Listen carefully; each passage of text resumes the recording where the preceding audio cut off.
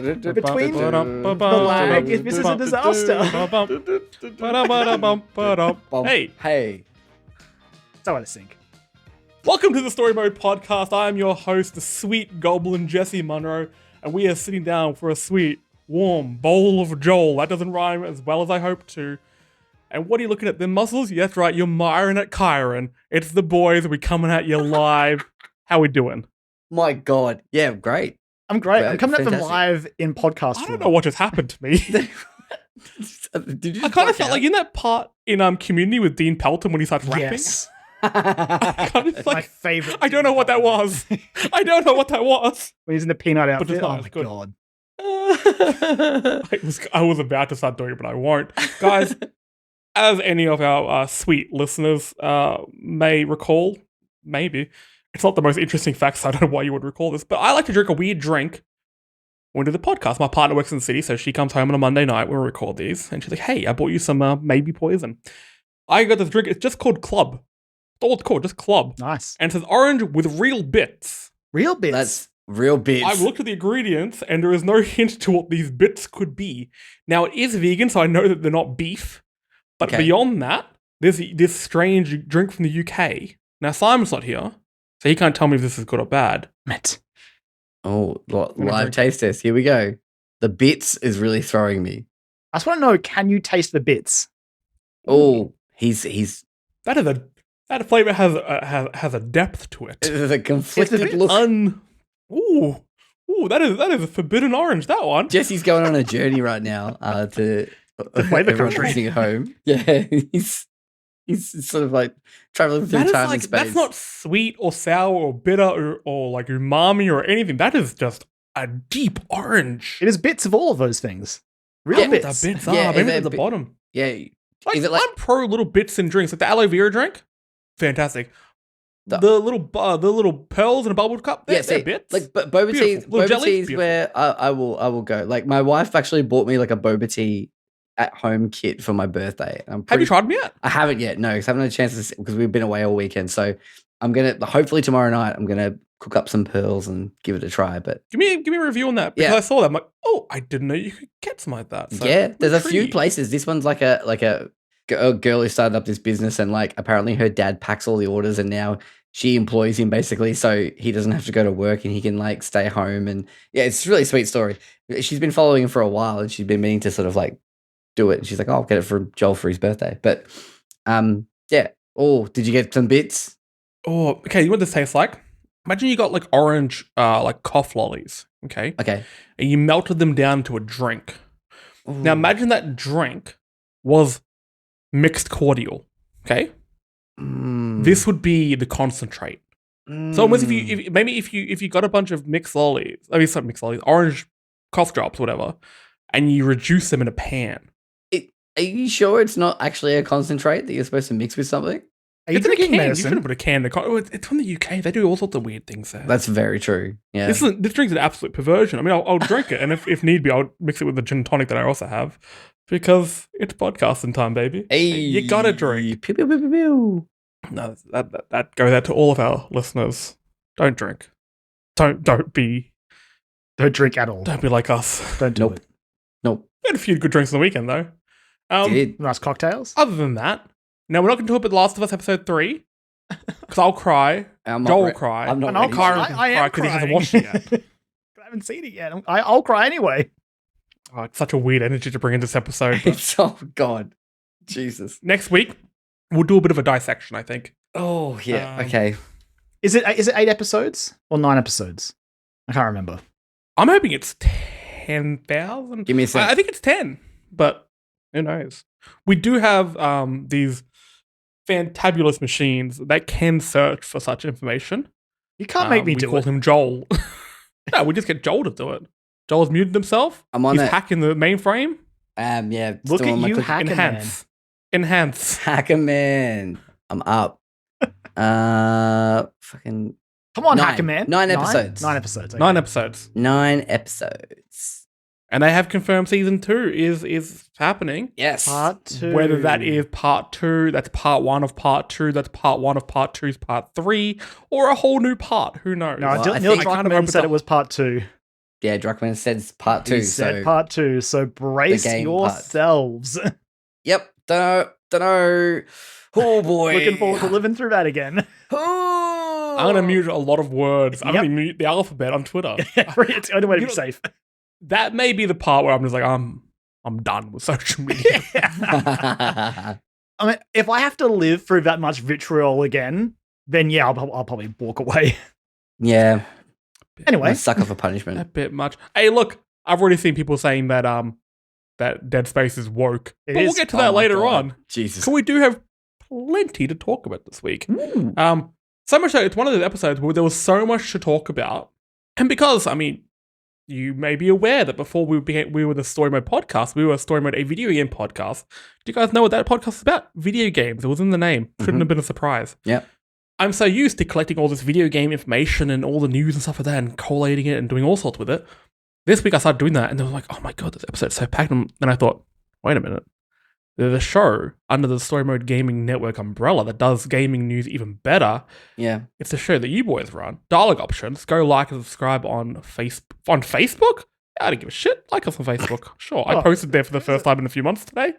Go read that one. Yeah, That's page. It's funny. I got like a notification saying, hey, you've got 2 new views on the Dialogue Options page. And I'm like, what? And then I saw you post out that post about it. And I was like, oh, there they are. I got you, baby. There we are. But go like them on Spotify and iTunes and like Story Mode Podcast as well. While you're there, give us a like, give us some love. But you guys are going to have a bit of a stacked episode this week. Because of that, I've let us have a bit of breathing room on this one. A little bit of a casual episode. I just want to hear you boys talk about 2 games I think you guys are loving. But before that, part of the whole rebrand to Story Mode Podcast is we want to extend our scope. We're not just about games anymore. We're doing games, films, pop culture, music, really anything we find of interest, which is fun. And in a way, I want to start a new segment. Look, I'll come up with a better name than Monthly Music or Music Monthly. Oh yeah, I wrote Music Monthly in my notes. What a good title. We'll come up with a better name. Maybe we'll have a jingle by next time. Who knows? But at the end of each month, I just want to go through some of the new music that has caught our ears, caught our eyes, caught our attention, whether that be albums, singles, or what have you. But I think it would be remiss to not talk about the absolute bevy of new music that has dropped in January 2023, the year of our Lord. The year of the rabbit, I think. It is the rabbit, yes. I think it's also like from bands that are seemed dormant for a long time, or I don't know. There's a reckoning afoot. Yeah. They're back. This year seems like it's going to be the weaker bands are scurrying back into the bushes. I'm looking at you, Brandon Urie. Run away. Look, it was time, and he's doing it for the right reasons, and yeah. He did it for the right reasons, but I did look at their last. This is for anyone who doesn't know. Panic at the Disco, the one-man band, got together, had a meeting, and said no more because Brandon Urie's having a kid. Brandon Urie's also a bit of a sketchy fella. Yeah, and also they haven't. Death of a Bachelor was a good album, had some good songs in it at least, but other than that, it's been not great. I listened to their latest release that came out last October, and the single came out with something of Memories, House of Memories, or something like that. Yeah, and it contained a sped up version. And also a slowed down version, as separate tracks. It's what? What are you doing? Look, I haven't really, doing, Brendan. I haven't really listened to. I think it was Viva Las Vengeance. I haven't listened to that album, but the album before that, Pray for the Wicked, I really rate. There's a song on there called "Dying in LA" that is, makes me cry every time. It's beautiful. Calm down, Hideo Kojima. But hey. But yeah, it's fine. It's fine. Yeah. Death of a Bachelor was probably their last great album, but and it's been a rocky road, but hey, they can never take away a fever you can't sweat out from us, so that's they cannot that's the important thing. Bop. Yep. Speaking of bops, from the land of Club Orange with Real Bits and Simon Evans Orange with Real Bits, the UK, the boys in Enter Shikari, a band that I think brought Joel and I closer together, I think so, have released their first song in, I didn't say in quite some time. They actually did drop 2 new songs last year. They dropped this song with Wargasm. It was Stare into the Void. Yeah. They're featured with Wargasm and Bull with Cody Frost. Cody Frost is so damn good. I still need to get around their new song, Please Set Me On Fire, as a build-up for the new album, the 7th studio album dropping April 21st. A Kiss for the Whole World. Mwah. Love, Kissy for the whole love world. that album title. A project that lead singer Rao Reynolds has described as a projectile vomit of positive energy. Fuck yes. That's, yeah. That alone like gets me excited. But then when you sort of wrap it in the Enter Shikari sort of pantheon of goodness, like that gets me so hyped. I think this album's going to be fucking excellent. Now, there's probably a fair few listeners who haven't heard. If you haven't heard of Enter Shikari, I suggest giving them a go. Yes. But there could be a fair few people who know their really old stuff, like Take to the Skies. And I want to say, just as a general test, if you're listening to this on the train or bus or whatever, make sure you do this and see if anyone around you does this as well. When I go dun dun dun dun dun dun dun dun dun, did you clap? Yeah. Listener, if you clapped at that, you're one of my people. Okay? It's impossible. Because there is a certain echelon of emo Yeah. that hears that. This is why I don't want kids, because if I heard that, I'll drop the baby to clap. I've almost... I have to. I have let go of the steering wheel of a car, like on a freeway, like Oh, God. multiple What a way times to go. doing it. Like, just because I'm like, you got to do it. Like, Drive for a bridge, Take to the Skies, baby. Yeah. And But then, the new sound is very different. Very Yeah. pop, very just positive and clean and fun and just vibrant. it's... Their live show is incredible. But Oh, God, yeah. Joel, you really got to start getting them last year, right? I again, I got into them like most people. I think I was watching a lot of like Rage guest programming, and it would pop up a lot, which was sorry. And Shikari. Yeah, no, not even them. There's Like, new jams on about the- politics. on a lot of people's lists, like "Sorry You're Not a Winner" would pop up, and it was just like one of those songs. I was like, "Oh shit, this is amazing!" And then, yeah, like just got into them from there. Then I think fell out of them for a long time, and only recently came back to sort of fall in love with them again. I think with The Spark, which I think is just a fucking phenomenal album. Like that album is, I don't know, I don't know whether it came to me at a time where I just really needed it, but it just, yeah, man, it hits so hard, and I love it. I adore it so much. So from They're then one of those on- bands that talk about the topics I think, like, I'm personally like, politically very interested in. Very like socially aware band. Okay, Mhm. as a lot of Dead Space reviewers may call them woke, but they talk about this type of stuff in such a positive way. It's not about the negative. It's like how we can get together and we can fix things, and we can be better than this. Yep. And then reading like Rao's written a few books about like an exegesis on the lyrics, and you read them and you listen to the album. It's like the depth of these songs is insane. But before I get a Shikari boner, please Yep. set me on fire. When you heard it, what are your thoughts on this fucking bop of a track? I had people messaging me who I haven't spoken to for a while, being like, "Hey, your boys have done it. They've done it. This is a good one." I mean, like, it started, and I was like, okay, cool. And that synth lead comes in underneath, and I was like, oh my god, okay. It was like it took me back to like Take to the Skies era. Like, it has that sound to it, and yeah, I'm really sorry, guys. I'm gonna have to go and just deal with. I'll keep talking about Shikari. It doesn't really matter. Please do. Yeah. I'll make a note of this, and so we can cut it out. Sorry. No, I'm not cutting it. I'm not cutting anything. This is Fuck, raw. alright, This alright. is real. All This right, is what I'll be Ed back. Shikari wanted. I'll be back. I want to talk more about it, but yeah. Joel has left the podcast. Remember Joel? No. What were we talking about? Yes. Horizon Zero Dawn. What year is it? Has the You pandemic haven't happened heard yet? the song, have you? Have I heard the Have song? you heard the song at all? No, I haven't had a chance to listen. It is like the most energetic I've been about a song release in a while. I immediately played it on the TV, then I put my headphones on to listen to it, and I went for a walk and listened to it about 4 times. Just the range on Rao's vocals, having Chris Batten, the bass player, come in and sing a little bit as well. The drums, just the guitar work, it is beautiful. But look, Joel's out of the room. Let's get a little bit down and dirty with another band, okay? Let's skip one band, because I know Joel wants to speak about it. But let's get a little bit sensual. Listeners, wherever you are, start touching yourself. That's right, we're talking about Sleep Token. Or as I wrote here as one of my only notes, Sweet Horny Boys, okay? They are sweet horny They boys. are Schrodinger's masked singers, because as far as we know, they're all hot. It will never be proven because they won't take off their mask. Sleep Token have been around for a while now, but they have absolutely exploded this year. They've taken this year by the scruff of the neck, dropping 4 new tracks that have been received so damn well that, their Melbourne show that I'm going to later on this year sold out. Then it got taken to a bigger venue, got upgraded to a bigger venue, and sold out in like 40 seconds. They've timed this beautifully. We have The Summoning, a heavy track with like a twangy bass Jamiroquai section, which is baffling. Chokehold, which I wrote as untethered hornycore. Granite, like slow R&B vibes. There's like massive crescendo at the end. And then the newest one, Aqua Regia, which is piano driven, has some jazzy chords to it, and a chime solo. This band is bonkers. They've got a new album dropping sometime this year. I could talk about them for ages. I somehow slipped mention of Sleep Token into every episode this year. But Kyran, you've gotten to them a lot in the last few weeks. What are your thoughts on these new tracks? So here's the thing. I don't talk much about music. So all I can really tell you is that I caught wind of these guys because were doing the rounds on, social media. On TikTok in particular, I don't know how they found their way to my For You page.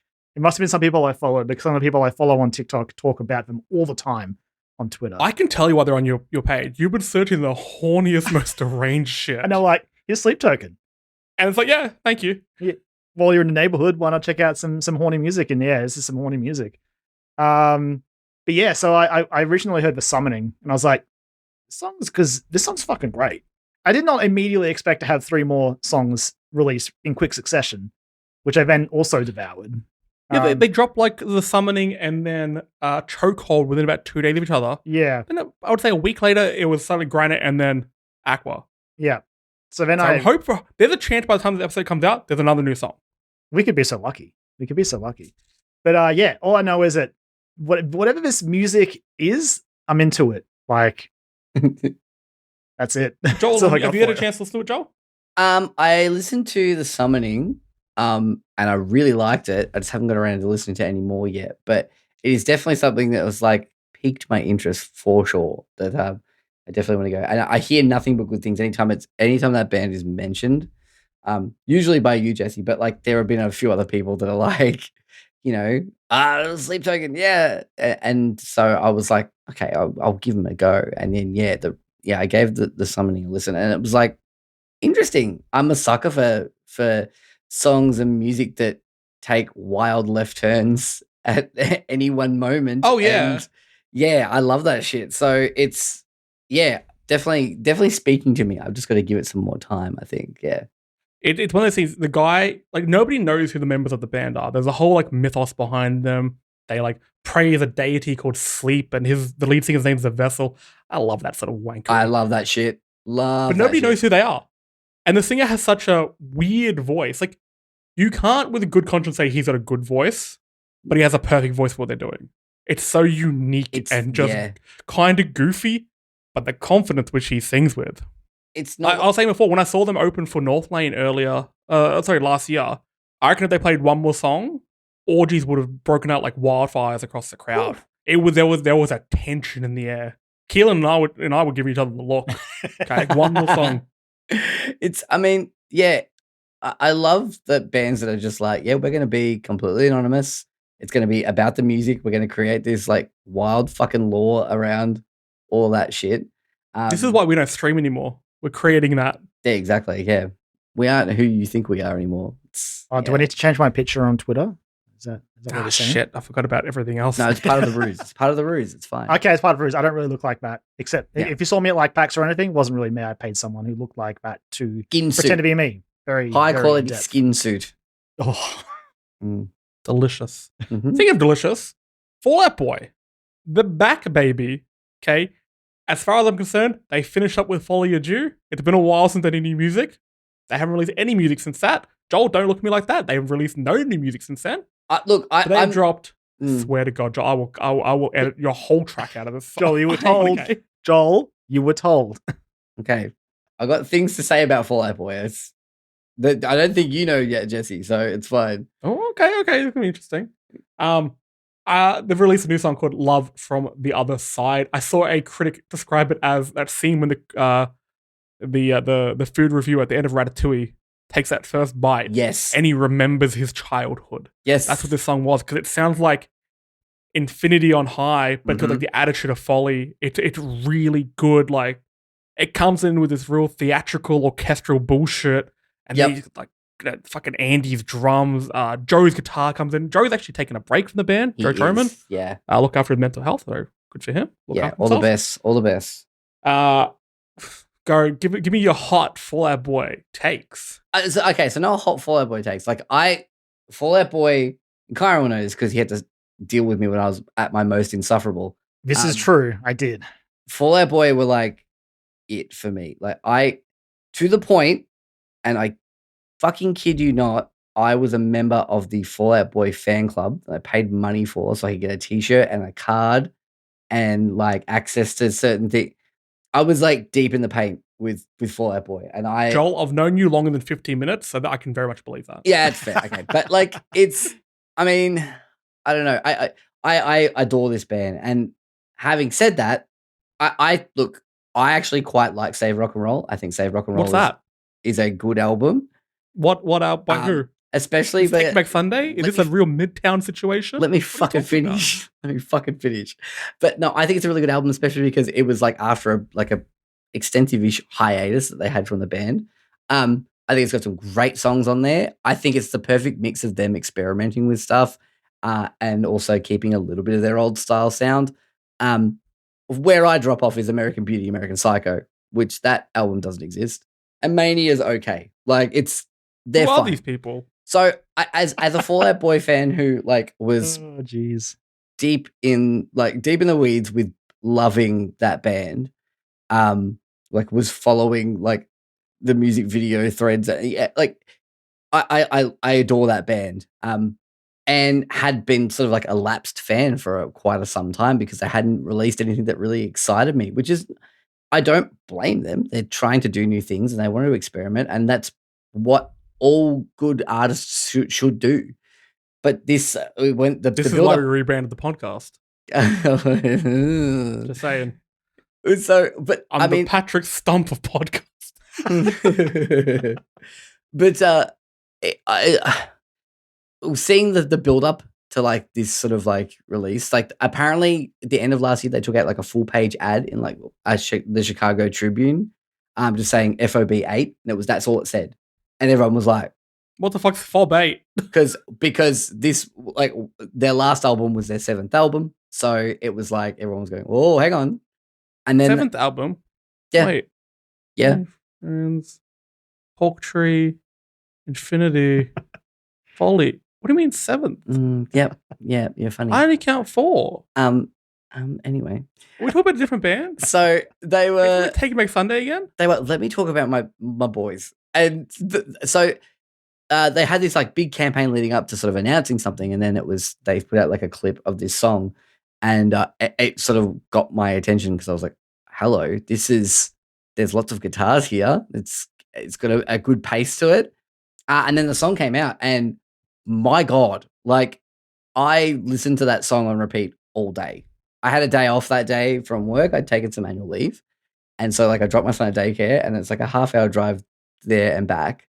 And I just had it on repeat. And by the end of it, I was like screaming along to the chorus. I think this is a return to form. I'm the most excited I've been about a Fall Out Boy album in literally years. So, man, I just hope they can keep this train rolling with it. And I think it's they been can. a while. I mean, the last album they released was 2009's Folly Adieu. So, yes. It's actually quite good. So the comment said that the new album, which is called So Much brackets 4 end bracket Stardust, which is a shit name. I love it. It's so on brand for them. It apparently shares the spirit of their last album, Folly Adieu. Also, the name of the next Joker film. Oh my God. It is. Which is going to be a musical with Lady Gaga in it. Yep, sure is. It's going to be something. It's going to be a thing. Maybe I'll like this one. It's going to be the mania of movies. Yeah, yeah. Mania has some alright songs, but it's pretty forgettable. But yeah, I just also want to mention, there's another Fall Out Boy song that they've released. Yes. Called Heartbreak Feels So Good. I got a message from my friend Al, who's a massive Fall Out Boy fan, the moment it came out. And we listened to it, and we both had the same reaction of, it's fine. I can see why they didn't leave a very slight nod to Jordan Peele's Nope in it. One of the lines is there a word for a bad miracle? That's one of the lyrics. Huh. That's from the film. I'm like, okay, that's one thing to take away from this, I guess. A reference. Other than that, wasn't digging it. I have seen in like multiple interviews that they've done since that song came out. Since the first song came out, since Love from the Other Side came out, and they've said that since like when COVID hit and they were stuck at home with their families, and not stuck at home, but they were home with their families and enjoying that time with them. When the time came to sort of like go, all right, what are we gonna do? Are we gonna do another album? They didn't want to make just another album of songs and just put it out there. They wanted to do something that was worth leaving their families for, and that was worth getting back into the studio and having all that lost time. And I was like, cool, okay, that is like a interesting take on things, and so that gives me a lot of hope for it. That they've got a lot of skin in the game, I guess. Yeah, it'd just be really good to see what they follow up 2009's Folly Due with. Now, moving on to our last band we're going to talk about here. I won't talk about that for long because I don't think you two are big fans, and this is something that I can feel Keelan's energy running through me. There's a prog metal band called Periphery, and they're pretty sick. Been around for a while. They're about to release their fifth album called Periphery 5, Gent is Not a Genre. Perfect. Which is coming out in March. But the really cool thing about they've dropped 2 new songs. I think one's called Wildfire, and the other one's called Zagreus. You may know Zagreus from a little game called Hades, one of the greatest games ever made. And it was indeed inspired by that game. The song itself, it's about like running into obstacles in life and like societal expectations and stuff like that, and having to just do the same shit over and over again, like a certain game called Hades. Mm-hmm. To the extent where Misha Mansour, the guitarist, actually thanked Darren Korb on Twitter, and they were having a bit of a conversation saying, thank you for your game, you inspired us. The game has little nods to the musical motifs. So the song has little nods to the musical motifs in the game. Yep. Even at the end, they've got the game over screen music. It's so goddamn cool. And every time I listen to it, I'm like, oh wait, there's another thing from it. There's another thing. I love when artists wear their inspiration on their sleeve, and they're just really real about it. Like these guys were just playing fucking Switch and playing cool gent music. It was mad. It's so good. And like you said, every time you listen to it, you get a little bit more from it that is a sort of a nod or a reference sort of thing musically.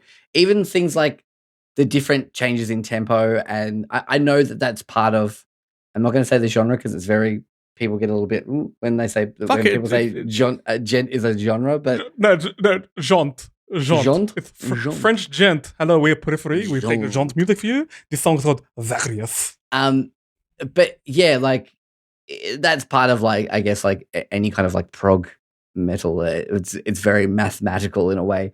But I mean, the score, like Darren Korb's score for Hades is very similar. Like it has those moments where things will rise and fall or like change tempo slightly, and it's really cool.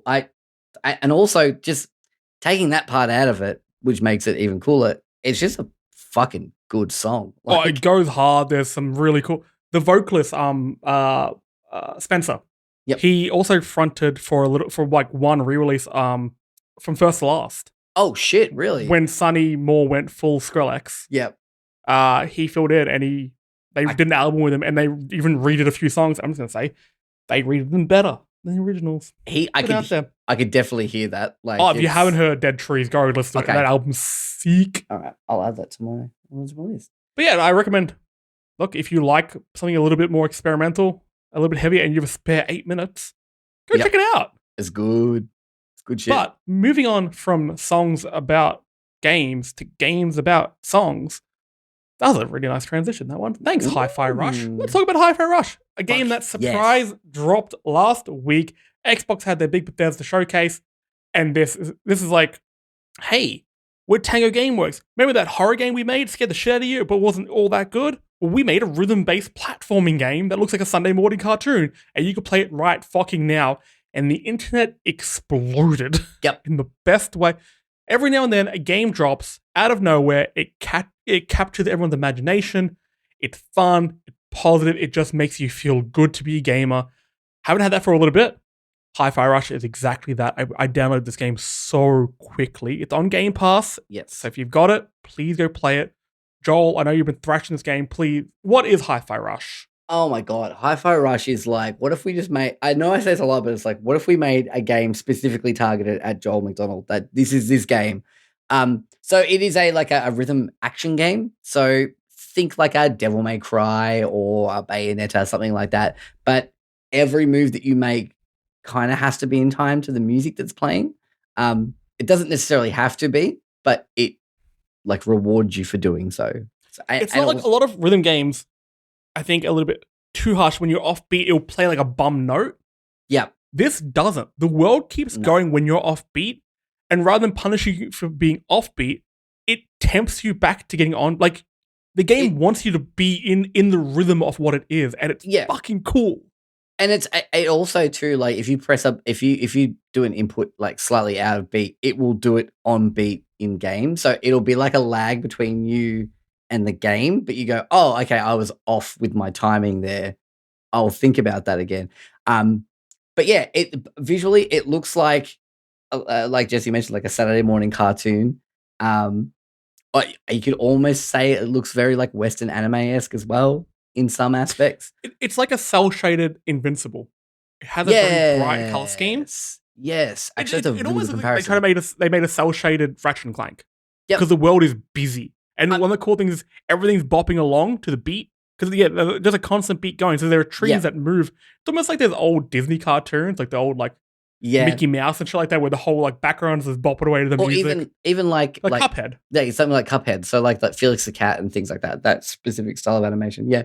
I love the one I love is like there's like grates on the walls and like there's like an industrial sort of section that you're at, and it looks like an equalizer on a mixing board, and I love that. Like just little bits and pieces like that. I if you can't tell, I fucking adore this game. So for the story, just real quickly, you play a character named Chai, like the tea, who goes to a corporation to get something done to him. Corporation's called Vandalay Industries. So I keep quoting Seinfeld whenever I'm playing it. You are involved in a industrial accident, let's say, and they couldn't call it an iPod, could they, for legal reasons? Your Zune, gets grafted to your chest like Tony Stark's heart. Yep. And you find yourself that, you can control certain things. You have like a magnetic power that turns this little weird stick tool that you had to pick up garbage into a guitar that you beat people to death with, or robots to death with. Yep. You're going through the factory. You're trying to escape the factory, or the island factory. You meet a cat named 808, which is a great name for the cat. Fucking love 808. And you also meet a few other characters. I just met a woman named Peppermint. I think all the characters are named after teas. They are. Well, kind of. Tea adjacent things. I just met another character is... And you've got a number of different bosses. It seems like one of those games where you have to just knock off each boss, not just boss is in video game boss, but also boss off the factory in order to get to the CEO and I assume escape the island, I'm guessing. Enemies are pretty stock standard. I haven't run into anything too interesting. They do start mixing it up a little bit. Like they're adding more and more things, especially once you start getting more mechanics that you would expect to see in a game like this that you might normally get straight up. But because they've thrown in the rhythm element to it, I think they're like dishing it out at a slower pace so people can sort of like get comfortable with each section before they unleash you with things like parries and it's quite the combat is complicated. There's a fair few systems at play there, especially because like you said, you've got a light attack and a heavy attack, and then you got to dodge and stuff like that. But with the light attacks, it's every beat. So every beat in a 4/4 beat. Yep. With a heavy attack, it's every second. But you can combine them. You can even throw in rest. If you do a rest, you can launch an enemy into the air. And as a lapsed musician myself, this game is making me realize I had shit fucking rhythm when I played guitar. I had a real bad... I apologize to everyone who came to a live show because I am offbeat often. I just want to mention, though, Chai as a character. Yes. On paper, I would hate him. That's exactly right. He should be absolutely insufferable, but he is like the best parts of Star-Lord. Yeah. It's like, mixed with this hopefulness, because there is something about this game that reminds me of Invincible. Invincible could just be on my mind because it's got announced for the second season. But for him, the game starts with him just waiting in this room for him to get this augmentation done to himself, and the Black Keys Lonely Boy comes on, And it has like the little thing at the bottom of like who the artist is, what the song's called, the album, and it looks like it's the same thing they do on like Rage for anyone old enough to watch like the Rage music video show. is sort of 100%. And then I just finished my first boss fight, and I'm a bit of a Nine Inch Nails fan. My Sophie, oh, that was sweet. My partner Sophie is a delete edit. No, you said you weren't going to add an episode about Exactly, delete. I'm not doing shit. She's a massive Nine Inch Nails fan, and I'm playing it last night, and suddenly she's like, "Wait a minute, hold up!" And it was A Million by Nine Inch Nails, which plays when you're fighting this giant mech, and it's so fucking cool. It's so good, like because it was a good boss fight as well. Like this game has some fun platforming, and like the boss fights really remind me of Ratchet and Clank, but with a better soundtrack, I guess. Yeah, so there's not a whole lot. From what I can see, there's about 5 or 6 licensed tracks. Maybe even more. I think there's double ups from some of the bands. And they're great. The selection is really interesting. It's like from what I can see of the artists, I'm like, oh, okay, that's a bit of a different vibe. But I'm excited to get to those sort of those fights that have those licensed tracks in them. But the original score for it as well is also pretty solid, really good. Like it's looping, obviously, because it needs to be there because it is like a core component to the gameplay. So it is looping, and it does loop a fair bit. But I think the sections, when you get to like a new section or you enter like an arena to fight a whole bunch of enemies, it'll change to like the combat version, and then it'll flick back. And I think there's enough variation there that keeps it interesting. And sometimes there'll be multiple tracks throughout a stage. And again, it pops up with that sort of like the credits in the bottom left-hand corner, like you would see on like a music video show. Again, for anyone who's old enough to remember that. Remember when they had TV shows of just music? Fuck, we're old. I used to tape them on VHS. I used to like tape my favorites on VHS and like have like little tapes. I'm not that old, so yikes. We're playing the song on the wireless. Hey, just because Felix isn't here to like fucking knock you down a couple of pegs of your age, you're the youngster. But yeah, I think that the thing that apart from the fact that it is a rhythm game, it's an action game, a type of action game that I really enjoy. It's quite fast paced and combo heavy, I guess. It's the details. It's the little details. We've mentioned some of them before. Like everything in the world is like sort of pulsating to that beat of that song or whatever is playing. And obviously that's there as a gameplay mechanic, as a visual cue for you to sort of keep on beat. But also it just makes the world feel so alive. I love that Chai actually clicks his fingers when he's standing still. He like clicks his fingers in time to the beat, so he's feeling the beat as well. And then you've got 808 who follows over your shoulder in like little and like pulsates.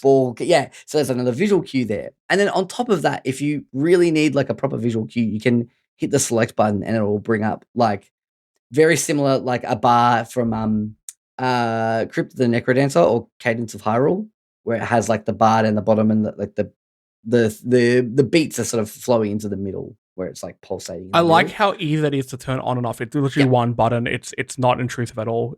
I quite like that.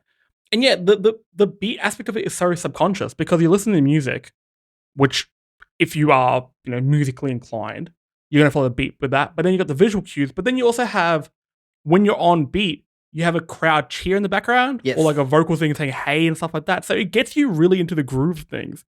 And once you're in it, you don't fall out of that groove. It just traps you in there. It's very, very cool. Now, before I do actually ask one more question, Kyran, have you played this at all? No, I do not. I have not had time. I'll skip the question then.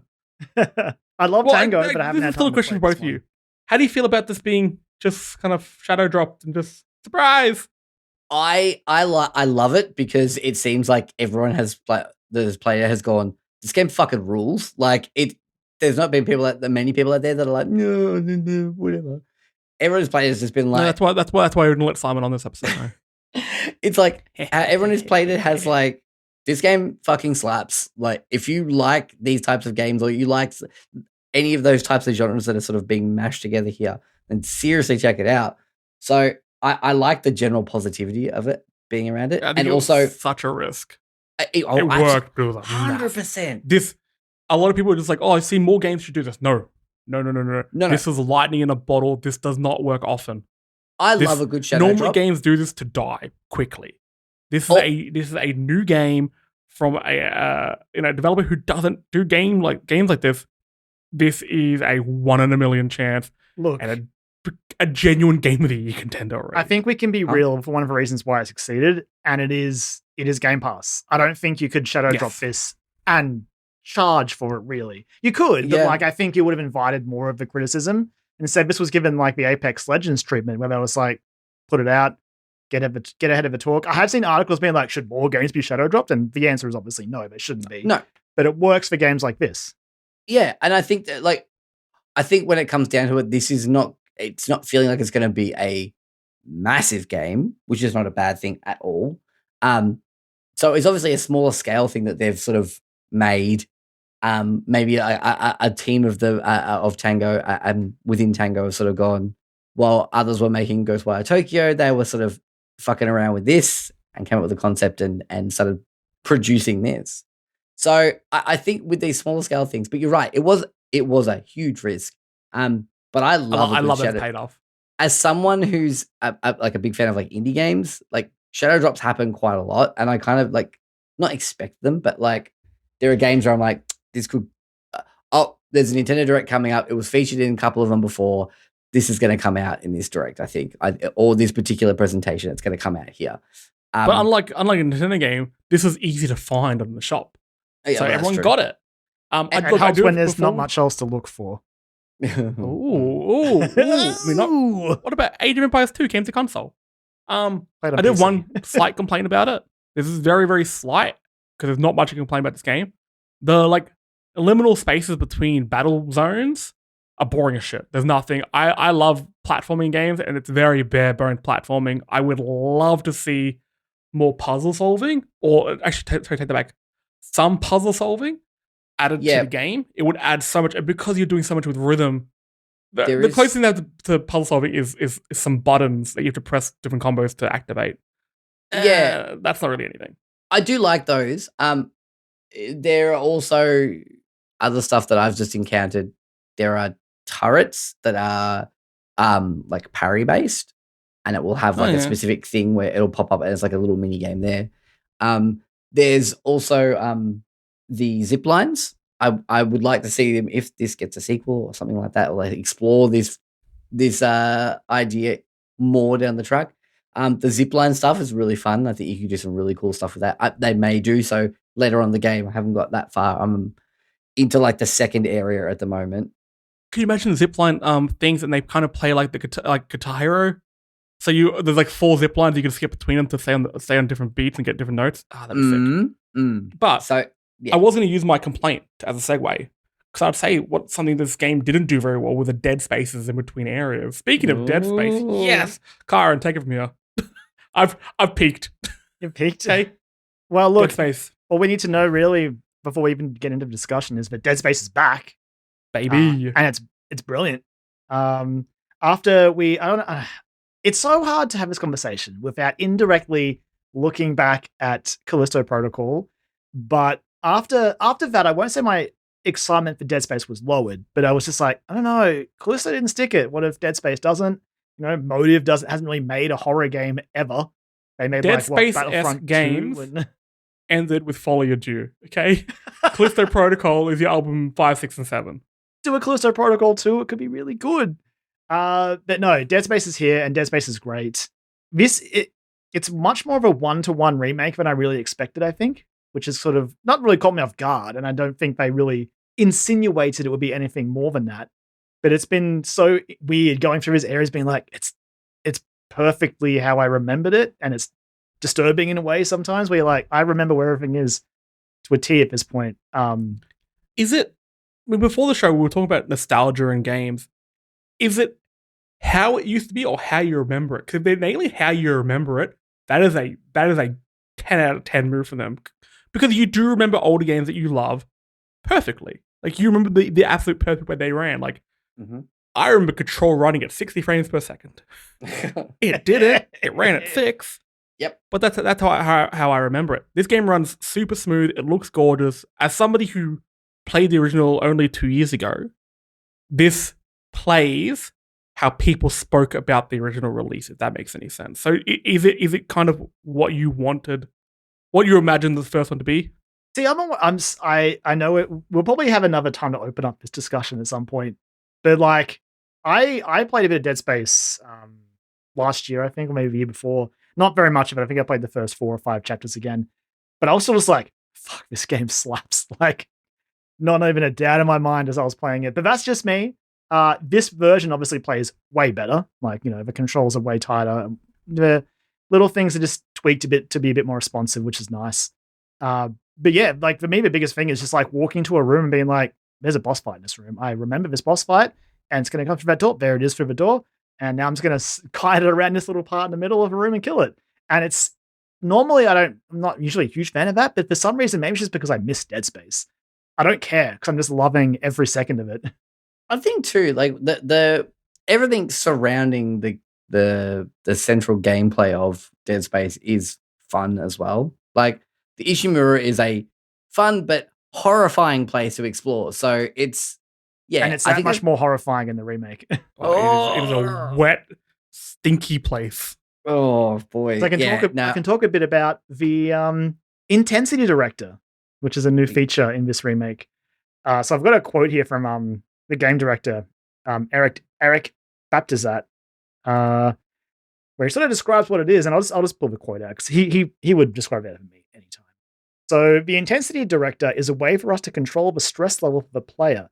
To be sure there's always something happening, it lets us control the emotion and tension and to always keep the player on their toes to keep them careful.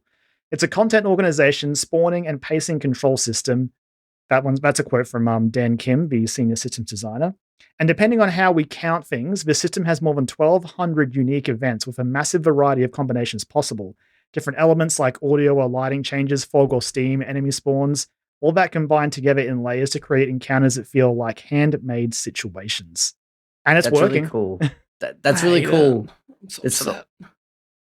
Remember, I think it may have been Sony were looking to patent the technology for the controllers where it could sense your heartbeat so that it could tailor things. I wonder if this is them saying, hey, that will happen eventually. Nintendo, get ahead of the curve. Looking at that too. Of a vitality sensor? Oh the boy, vitality that's sensor, a blast from past, Joel. But I think Sony had a similar thing. I feel like it's happened a lot. And it's an interesting idea, right? To have a device that could monitor your heart rate and then play with that as the game tortures you.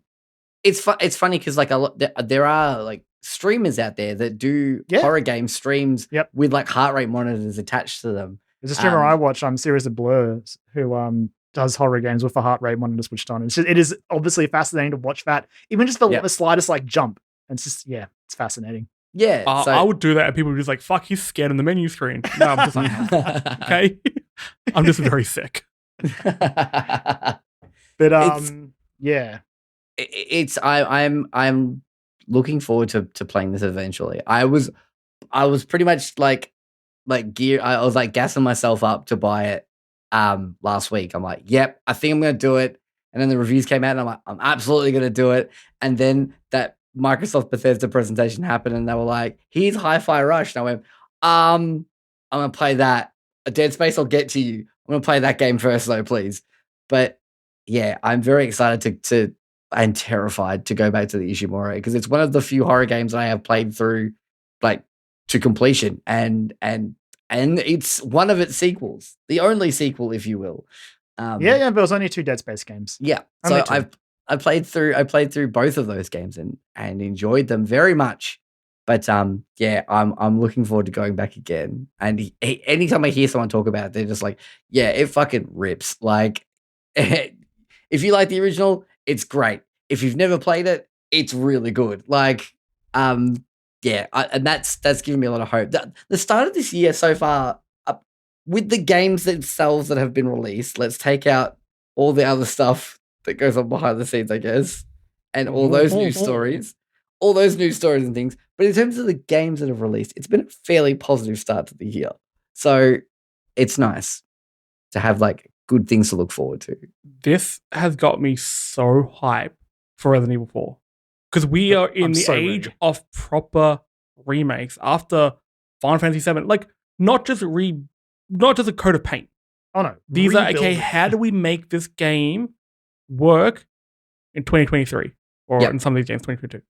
How do we make these games work? How do we, have gamers who have heard of these games, who've heard legendary things about these games, but never had a chance to play them?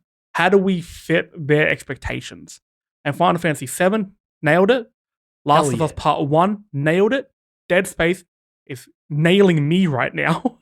This game is actually fucking me. Don't forget Resident Evil 2.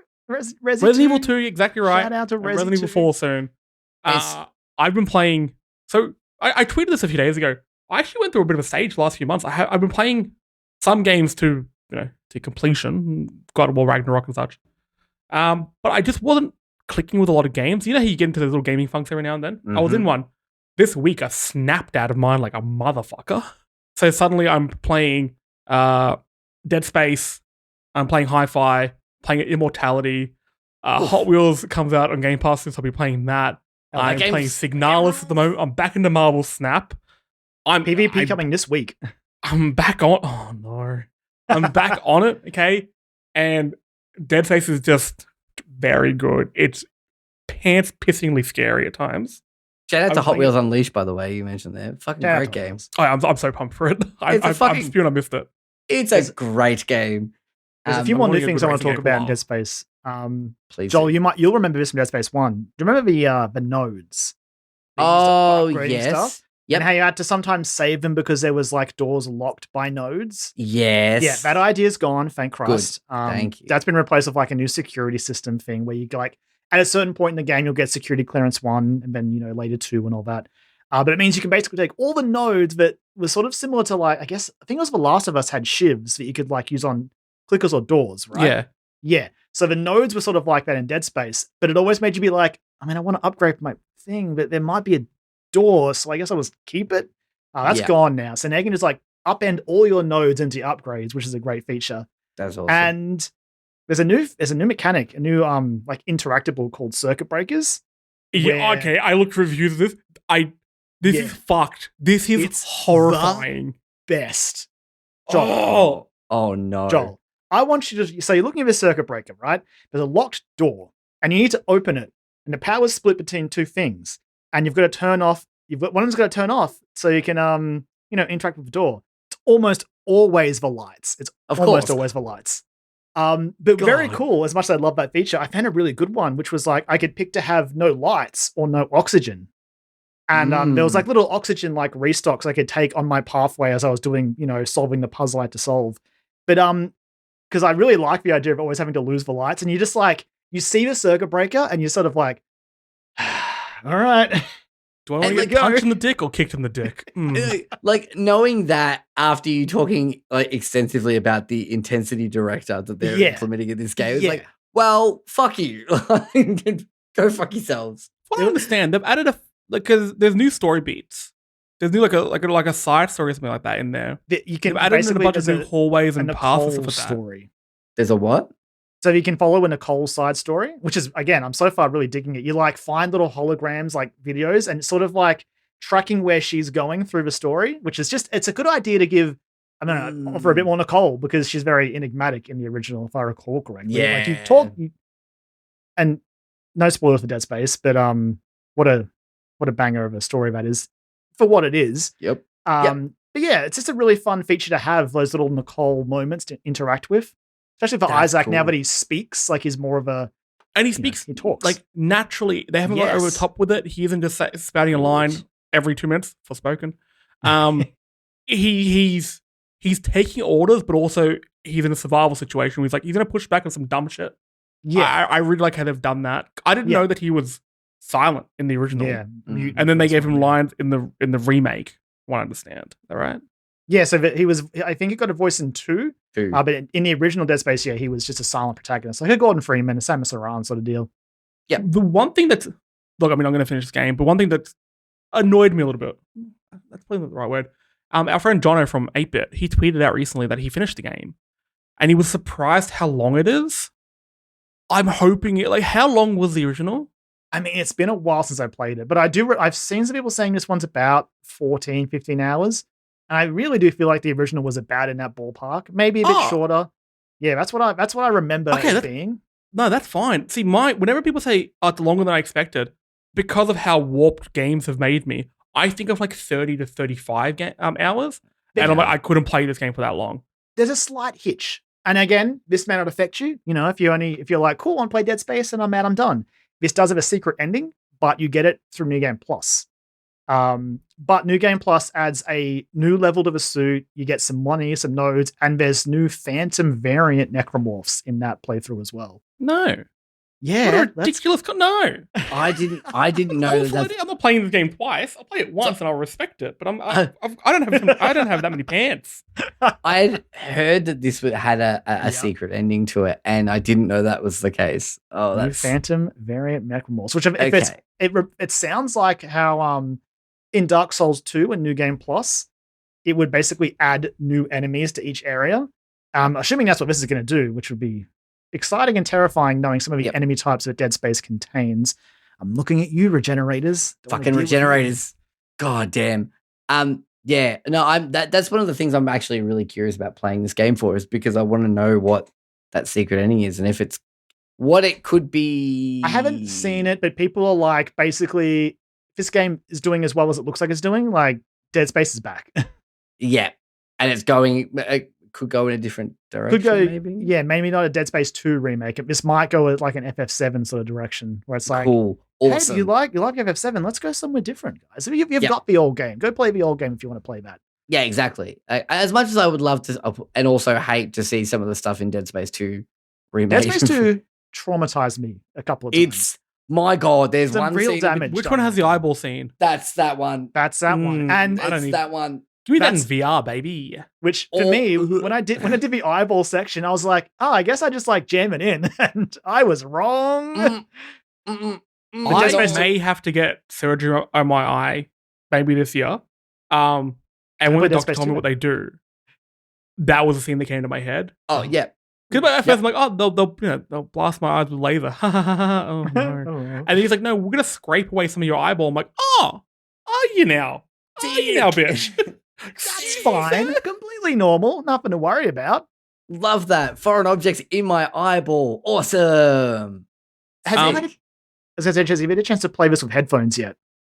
I'm going to tonight after I saw your tweet, and I hate you for putting that into my brain. Because the last time I played a horror game with headphones on, it was Resident Evil 7, and I actually didn't just have headphones on. I had my VR headset on. Fuck that. And it was early on in the game where your partner in the game, what's her name? Mia. Oh, Mia. Who I'm gonna say that's a troubled relationship that they have. Yeah, she jumps on you and she stabs you in the hand. Like, you protect yourself from being stabbed with your hand. And defensive wounds freak me the fuck out. Like stabs in hand and stuff like that. And having that in VR with the headset on, like you could hear around you and stuff like that, wasn't pleasant. No. But no, I'm going to wait for like midnight tonight. I'm going to watch Last of Us episode 3 again, and I'm going to play that because I hate myself. Yeah, so, really.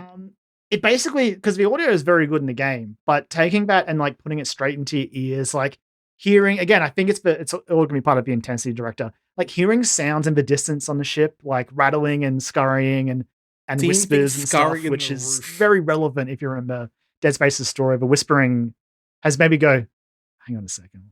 Oh yeah, of course. That? So it's this remake, it slaps. Very deserving of all those reviews. It would have been a great pick in a draft, wouldn't it?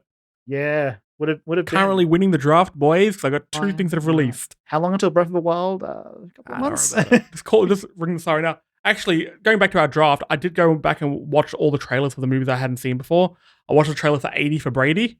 Woof, woof. Yep. I'm going to like go minus points on that one. Woof. Yep. I heard the synopsis of that film and was like, yikes. Yikey doodles. Whoa. Watch the trailer. Okay, I'll watch that. You know when TV shows like a 4-camera sitcom do an episode outdoors and it's all really bright. It's almost like watching The Hobbit in 60 frames per second. Like, it just doesn't feel real. Yeah, it's like too real and therefore doesn't feel real. This whole film's that. Oh no. Gross. It's no baffling. Okay, it's scarier than Dead Space. That's the real Dead Space right there. Yep. Also, please, modding community, I'm asking you a favor from the bottom of my heart. Give me a Ryobi plasma cutter. I want a chartreuse green one with a big battery pack in it. The very first thing I did when I got my plasma cutter, Joel, was the old the flipping it horizontal, vertical. Yep. A little bit slower than I remember it, but still fun to do. The amount of time that enemies come around the corner and I'm like, I'm gonna shoot this thing, and all I've done is go whoop whoop. Ah, shit. And then suddenly my limbs are missing. Don't like that. Yeah. I'm excited to play this. I think I'm going to pick it up maybe this week, maybe next week. I'm so happy with it. And I will be going through that New Game Plus because I might look up the ending first just to, because I'm not sure if I want to wait 30 hours to do it. But the new Phantom variant Necromorphs and a new suit have me enough invested to go through it again. So probably on easy, just like sprinted on easy. The suit is like a masterclass in like UI design as well, because it was one of those first games that did that, where it was like it had all your health and everything on your character that you could see. There was no other HUD elements really that contributed to it. It was everything you need to know was on the back of Isaac. It was very cool. Also, I never knew that you had like kinetic powers in this game. Oh yeah, man. Which shows how much of the first one I played. But yeah, when you like, actually, I think I got stasis when I first played it through. I'm just like, I don't care. Oh, it's so much fun. I thought it was more for like puzzle solving when you have to like get the train card and stuff like that. But using that enemy and then chopping them up in slow mo. Yeah. And they've also sort of they've doubled down on a lot of that stuff as well. There's more explosive barrels for you to pick up and throw at things. There's like pipes you can rip off the walls and stuff. There are stasis barrels now.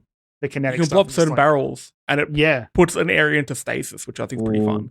Yeah. I just love freezing an enemy and then just like systematically picking its limbs off just one by one as it's like slowly flailing through the air. You're like, yep, and boop, boop, boop, boop. Yeah, you got there was that time of just like guns and games that did more than just put holes in people. Because I remember in Fear, where you could nail things to the wall with that nail gun, and it was just like, how can you fuck with the ragdoll physics in this?